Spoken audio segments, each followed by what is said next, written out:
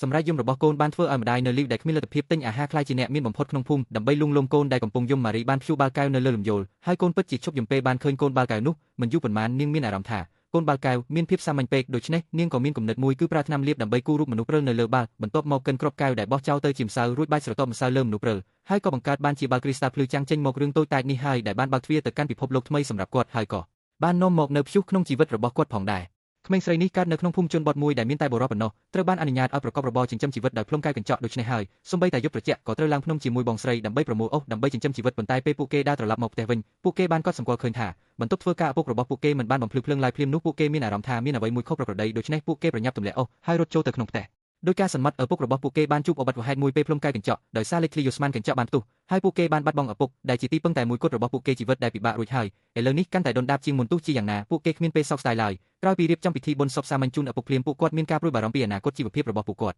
់ដោយមានការព្រួយបារម្ភប្អូនស្រីម៉ារីបានប្រាប់បងស្រីរបស់នាងថាប្រហែលជានាងអាចសាកល្បងផ្លុំកែវកញ្ចក់បានប៉ុន្តែបងស្រីរបស់នាងបានជំទាស់ព្រោះប្អូនស្រីមិនដែលធ្លាប់បានបើកភ្លើងកាសពីមុនមកទេហើយធ្លាប់តែឃើញឪពុករបស់នាងផ្លុំកញ្ចក់ប៉ុណ្ណោះមិនដែលបានអនុវត្តទេជាងនេះទៅទៀតប្រសិនបើស្រីធ្វើការងារនេះបុរសនឹងគិតថានាងដណ្ដើមការងារពួកគេបងប្អូនស្រីទាំងពីរអាចដើរបានតែមួយជំហានគិតមួយជំហានប៉ុណ្ណោះបងស្រីច្បងបានលក់ផលិតផលកញ្ចក់ដែលផលិតដោយឪពុករបស់នាងដើម្បីបន្ថែមប្រាក់ចំណូលគ្រួសារនាងបានឆ្លងកាត់ភ្នំព្រឹលទឹកកកដោយការតស៊ូដ៏លំបាកទីបំផុតបានទៅដល់ហាងរបស់អតិថិជនចាស់ប៉ុន្តែអតិថិជនបានទម្លាក់តម្លៃដោយហេតុផលថាមានកំហុស1មីលីម៉ែត្រនៅក្នុងមាត់ដបកែវឥឡូវនេះបន្ទាប់ពីកាត់ថ្លៃហ្គាសនិងលុយពីការលក់បំពង់កែវគឺគ្រប់គ្រាន់បានតែជីវភាពប្រចាំថ្ងៃប៉ុណ្ណោះសំណាងល្អឪពុកម៉ារីមានមិត្តជិតស្និទ្ធម្នាក់ឡាវទូបានអនុញ្ញាតឲ្យបងប្អូនស្រីទាំងពីរទៅជួយការងារនៅក្នុងសិប្បកម្មរបស់គាត់ដូចនេះបានជួយដោះស្រាយបញ្ហាបន្ទាន់របស់ពួកគេប្អូនស្រីរីករាយនឹងដំណឹងនេះហើយបានប្រាប់បងស្រីប៉ុន្តែបងស្រីដឹងថាឡាវទូគឺជាមនុស្សកំណាញ់ហើយប្រាក់ខែដែលគាត់ផ្ដល់នឹងមិនច្រើនទេហើយរឿងក៏ដូចជាបងស្រីបានគិតទុកជាមុនពួកគេធ្វើការពេញមួយថ្ងៃមួយយប់ប៉ុន្តែចំណូលប្រចាំខែគ្រាន់តែគ្រប់គ្រាន់សម្រាប់បំពេញពោះប៉ុណ្ណោះប៉ុន្តែម៉ារីរីករាយនឹងការងារនេះណាស់ក្រោមការណែនាំរបស់សិប្បករមេនាងបានរៀនគូររូបលើដបកែវនាងដឹងថាអាកាសពិបាកនឹងមកដល់ដូច្នេះនាងខំរៀនកាន់តែខ្លាំងសូម្បីតែរៀនតាមលំនាំរហូតដល់ពាក់កណ្ដាលយប់ក៏មាននៅថ្ងៃបន្ទាប់កម្មការិនីកុមារម្នាក់បានរងរបួសដោយសារតែការងារហួសកម្លា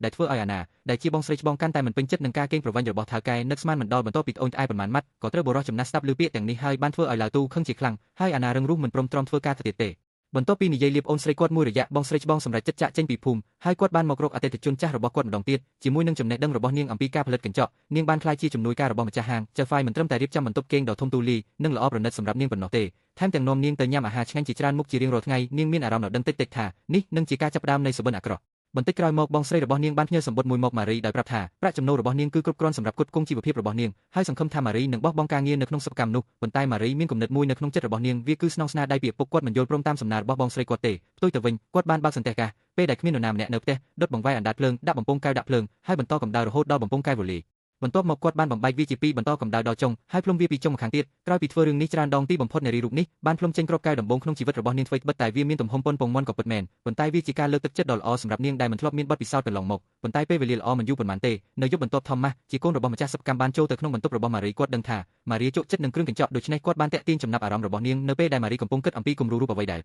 លរើគូនៅល្ងាចនោះចរិតពិតរបស់ថូម៉ាស់បានបង្ហាញគាត់បានចាប់ម៉ារីពីខាងក្រោយហើយបានធ្វើបាននាងយ៉ាងប្រៃផ្សៃប៉ុន្តែម៉ារីខ្លាចបងស្រីទៅផ្ទះចាស់បង្កបញ្ហាក្រោយពីដឹងរឿងនេះទើបនាងជ្រើសរើសលាក់បាំងបងស្រីដឹងថានាងមិនអាចបញ្ឈប់ម៉ារីពីការទទួលមរតកពីអាជីវកម្មរបស់ឪពុកនាងទេដូច្នេះនាងបានទិញថ្នាំលាបគំនូរសម្រាប់អូននាងបានគូការរចនារបស់នាងនៅលើចានកែវមួយហើយបានឲ្យវាទៅបងស្រីរបស់នាងសកម្មភាពនេះហើយដែលនឹងធ្វើឲ្យម៉ារីល្បីនាពេលអនាគតបន្ទាប់ពីបងស្រីច្បងយកចានមកខាងវិញស្រាប់តែត្រូវបានអ្នកចំនួនជនជាតិអាមេរិកប្រទេសឃើញដោយចៃដន្យថៅកែបានទួយផ្ដាំគំនិតលក់ចានដែលអូនស្រីយកទៅឲ្យភាគីម្ខាងទៀតក្នុងតម្លៃខ្ពស់ថៅកែដឹងពីអាកាសចំនួនភ្លាមបានបញ្ជាឯណាឲ្យធ្វើចានដូចគ្នាហើយគាត់សុខចិត្តទិញវាក្នុងតម្លៃខ្ពស់បើមិនដូច្នេះទេគាត់នឹងបណ្ដេញនាងចេញយ៉ាងណាមិញនេះនឹងផ្ដល់ឱកាសឲ្យគាត់នៅប្រាក់ចំណូលបន្ថែមដូច្នេះបងស្រីច្បងបានត្រឡប់មកភូមិម្ដងទៀតហើយចង់ប្រាប់អូនស្រីពីដំណឹងនេះប៉ុន្តែពេលនាងមកដល់ផ្ទះភ្លាមនាងឃើញដបថ្នាំគាត់មានអារម្មណ៍មិនល្អគាត់ក៏បើកទ្វារបន្ទប់គេងយ៉ាងលឿនដោយនឹកស្មានមិនដល់គាត់បានឃើញប្អូនស្រីដេកដួលលើដីឈឺចុកចាប់ឈាមពេញជើងម៉ារីយំហើយប្រាប់បងស្រីរបស់នាងថានាងត្រូវបានគេធ្វើបាបហើយមានផ្ទៃពោះបងស្រីរបស់ម៉ារីបានប្រាប់ឡាវទូភ្លាមអំពីរឿងនេះទោះបីឡាវទូជាមនុស្សអាក្រក់ក៏ដោយគាត់ថាគាត់នឹងធ្វើឲ្យកូនប្រុសគាត់ទទួលខុសត្រូវហើយរៀបចំពិធីមង្គលការឲ្យបានឆាប់បន្ទាប់ពីពិធីដ៏សាមញ្ញថូម៉ាស់បានទីនារីម្នាក់ទៀតមករំជាមួយគាត់ម៉ារីមើលឃើញប៉ុន្តែមិនខ្វាយខ្វល់ឡើ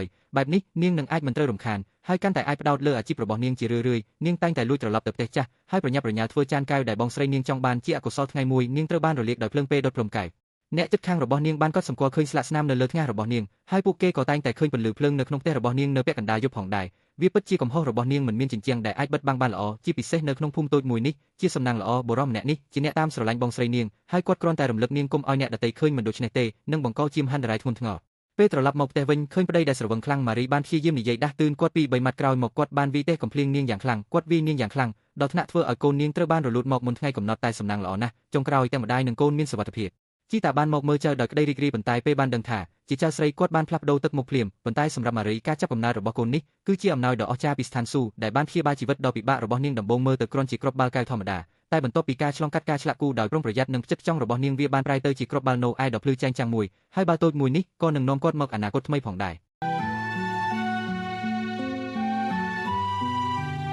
ប៉ុន្តែជារឿយៗម៉ារីលួចត្រឡប់ទៅផ្ទះចាស់វិញដែលធ្វើឲ្យប្តីរបស់នាងមានការសង្ស័យគាត់បានសួរម៉ារីពីអ្វីដែលនាងបានលួចធ្វើដោយសម្ងាត់នាពេលថ្មីៗនេះម៉ារីមិនទាន់បាននឹងឆ្លើយផងថូម៉ាស់បានតេះកំភ្លៀងនាងយ៉ាងខ្លាំងរួចរុញនាងទៅលើគ្រែដោយមិនអាចទ្រាំទ្រនឹងការប្រមាថនោះម៉ារីបានជ្រើសរើសការតបប្រឆាំងជាលើកដំបូងបន្ទាប់មកនាងបានយកកូនចាក់ចេញពីផ្ទះដែលជាកន្លែងដែលមានតែភាពសោកសៅខូចចិត្តនៅពេលដែលបងស្រីបានឃើញស្លាកស្នាមនៅលើមុខរបស់ម៉ារីនាងយល់ពីអ្វីដែលបានកើតឡើងដូច្នេះនាងបានផ្ដល់លុយមួយចំនួនឲ្យម៉ារីសម្រាប់ការចំណាយលើការរស់នៅនិងស្នាក់នៅបណ្ដោះអាសន្ននៅក្បែរនោះក៏ប៉ុន្តែអ្វីទាំងអស់នេះត្រូវបានមេរបស់បងស្រីឃើញថៅកែរបស់បងស្រីមើលទៅសុភាពរួសរាយប៉ុន្តែខាងក្នុងចិត្តគាត់គឺជាអ្នកមានការគិតគូរយ៉ាងម៉ត់ចត់និងចូលចិត្តគ្រប់គ្រងគៀបសង្កត់គេខ្លាំងគាត់បានចោទអានណាថាបានចាក់ចេញពីការងារដោយខ្លួនឯងហើយយកប្រាក់របស់គាត់តែមិនបំពេញការងារអានណាបានបញ្យល់ថានាងគ្រាន់តែចាក់ចេញរយៈពេលកន្លះម៉ោងប៉ុណ្ណោះប៉ុន្តែបុរសនោះមានអារម្មណ៍ថាអំណាចរបស់គាត់ត្រូវបានបំផ្លាញដូច្នេះគាត់បានវាយអានណាយ៉ាងសាហាវហើយថែមទាំងបានបង្ខំនាងដោយគ្មានមនុស្សធម៌អានណាបានរត់ទៅផ្ទះដោយរាងកាយពោពេញដោយស្នាមរបួសប៉ុន្តែដោយសារតែខ្វះកម្លាំងនាងបានសន្លប់នៅលើផ្លូវសំណាងល្អដែលអ្នកជិតខាងដែលតែងតែស្រឡាញ់នាងបានឃើញនាងពីចម្ងាយពេលឃើញបងស្រីរបស់នាងពោពេញដោយស្នាមរបួសម៉ារីមានអារម្មណ៍សោកស្ដាយយ៉ាងខ្លាំងដើម្បីជួយឲ្យបងស្រីរបស់នាងមានជំនឿចិត្តលើជីវិតឡើងវិញ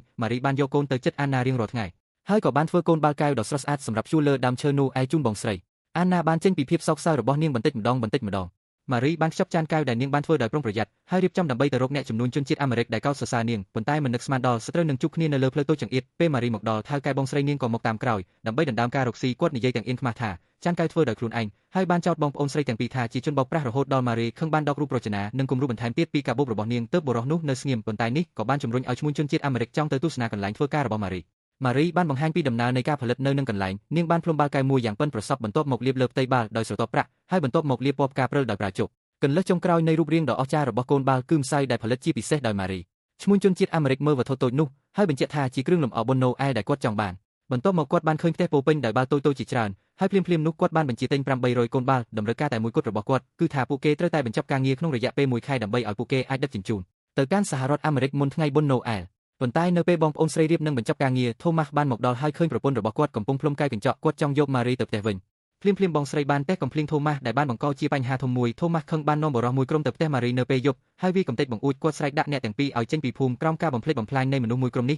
កូនបាល់កែវដែលបង្កើតដោយការលំបាកយ៉ាងខ្លាំងត្រូវបានបំបែកជាបំណែកភ្លាមជាសំណាងល្អឡាវទូបានមកដល់ទាន់ពេលហើយបញ្ឈប់ទង្វើរបស់កូនប្រុសគាត់បន្ទាប់ពីបើកឡានគេកពីក្រុមអ្នកបង្កបញ្ហារួចមកឡាវទូមិនពេញចិត្តនៅទង្វើរបស់ម៉ារីរហូតដល់ម៉ារីនិយាយថានាងនឹងមិនលួចជំនួយរបស់គាត់ឡើយបន្ទាប់ពីស្ដាប់ពាក្យនេះហើយលោកទូបានគិតយ៉ាងម៉ត់ចត់ហើយចុងក្រោយបានសម្រេចចិត្តបង្កើតសន្តិភាពជាមួយម៉ារីប៉ុន្តែឥឡូវនេះបាល់កញ្ចក់ដែលនៅសល់គ្មានការខូចខាតមានតែតិចជាង200ក្រាបបង្កឲ្យមានការលំបាកក្នុងការបញ្ជូនទំនិញទាន់ពេលវេលានៅពេលដែលម៉ារីកំពុងព្រួយបារម្ភអ្នកជិតខាងដែលមានចិត្តល្អបានមកដើម្បីជួយម៉ារីជាមួយនឹងការសហការដ៏ស្វិតស្វាញពួកគេបានបញ្ចប់ការងារតាមពេលវេលានៅពេលដែលជំនួយការមកយកទំនិញបាល់កញ្ចក់មិនត្រឹមតែគ្មានខ្វះថែមទាំងគ្រប់បាល់កញ្ចក់ទាំងអស់បានវេចខ្ចប់យ៉ាងល្អដើម្បីការពារការខូចខាតណាមួយក្នុងអំឡុងពេលដឹកជញ្ជូនមិនត្រឹមតែប៉ុណ្ណោះទេម៉ារីក៏បានបន្ថែមកូនបាល់ចំនួន15គ្រាប់ដើម្បីបញ្ជៀសការខូចខាតដើម្បីបង្ហាញការដឹងគុណម៉ារីបានផ្ដល់ជូនជនជាតិអាមេរិកនោះនៅខ្សែបេះដូងដែលនាងបានបង្កើតដោយដៃផ្ទាល់ជាអំណោយនៅថ្ងៃបុណ្យណូអែលម៉ារីបានទទួលសារទូរស័ព្ទពីជនជាតិអាមេរិកនោះដោយគាត់បានចាប់អារម្មណ៍លើខ្សែបេះដូងនោះហើយបានបញ្ជាទិញចំនួន1500គ្រាប់ដោយស្នើឲ្យបញ្ចប់ការផលិតមុនថ្ងៃបុណ្យនៃក្តីស្រឡាញ់បន្ទាប់ពីបានឆ្លងកាត់ភាពងងឹតគ្រប់ផ្លូវម៉ារីបានជួបប្រទះនឹងពន្លឺរបស់ខ្លួន